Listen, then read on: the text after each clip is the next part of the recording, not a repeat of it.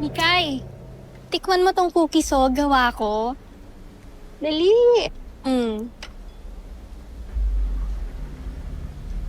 Ito yung juice mo.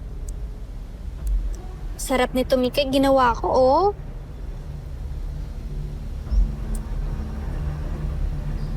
Ano sinisilip-silip mo dyan? Mikay, kapag kinakausap ka ng mas matanda, sumagot ka agad. Sorry po, tita. Tinitingnan ko lang po kasi kung nakauwi na si Daddy. Uuwi naman siya dito mamaya. Pwede kayo mag-usap. Bakit di ka makapag-antay sa kanya?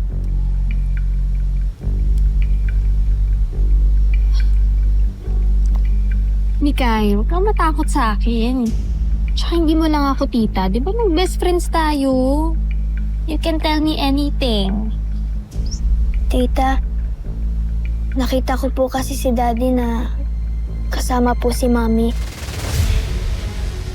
Sure ka ba sa nakita mo, Mikay? Baka naman mamaya nag-i-imagine ka lang, ha? Sure po ako, tita. Kaya ko nga po hinihintay si Daddy Para po makita ko na kasama niyang uuwi si Mami.